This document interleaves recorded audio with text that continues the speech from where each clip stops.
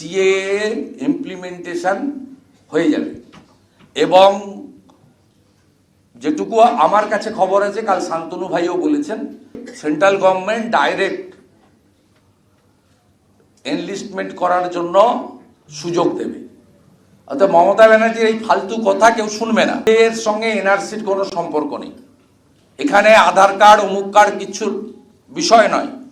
মাননীয় অমিত শাহজি, যিনি এই আইনের স্রষ্টা, তিনি ক্যাটেগরিক্যালি 2022-এর জলপাইগুড়ির শিলিগুড়ির মিটিং থেকে শুরু করে লাস্ট মিটিংয়েও বলে গেছেন যে তিনি এটাতে কারো নাগরিকত্ব কেড়ে নেওয়ার আইন নয়, এটাতে নাগরিকত্ব সমনাগরিকত্ব দেওয়ার আইন।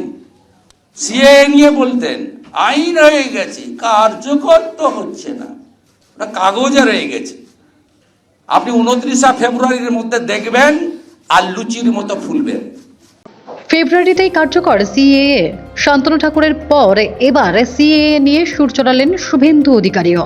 কেন্দ্রীয় মন্ত্রী শান্তনু ঠাকুর আগামী 7 দিনের মধ্যে সিএএ কার্যকর হবে বলে রবিবার মন্তব্য করেন।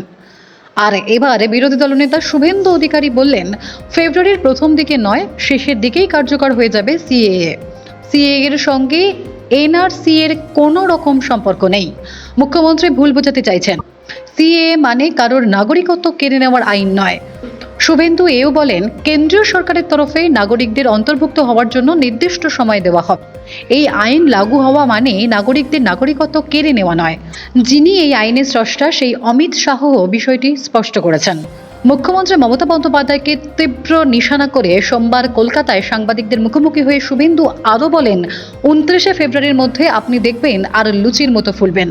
বলা বাহুল্য, লোকসভা ভোটের আগে ফের সিএএ অস্ত্রের শান। বাংলাদেশ থেকে আগত উদ্বাস্তুদের বড় অংশ মতুয়া। তাদের দীর্ঘদিনের দাবি নাগরিকত্ব। পশ্চিমবঙ্গে বিজেপির মতুয়া মুখ শান্তনু ঠাকুর, তার গলাতেও এখন সিএএ গ্যারান্টি। তবে শুধুমাত্র শান্তনুই নয়, শুভেন্দু সহ বিজেপির রাজ্য সভাপতি সুকান্ত মজুমদারও বঙ্গপদ্ম শিবিরের সব নেতাই বলছে সিএএ হবে। নাগরিকত্ব সংশোধনী আইন, এই আইন তৈরি হয়েছে 2019 সালে লোকসভা ভোটের পরে। তারপর 4 বছর কেটে গেছে। এবার 2024, ফের একটা লোকসভা ভোট। আর তার আগে আবার সিএএ নিয়ে এখন রাজনীতির হাওয়া গরম। রাজ্যে মতুয়া ভোট বড় ফ্যাক্টর। একসময় ছিল বামেদের বড় ভরসা, তারপর তৃণমূল। 19-এর লোকসভা ভোটে অবশ্য মতুয়াদের বড় অংশ বিজেপিকে সমর্থন করে।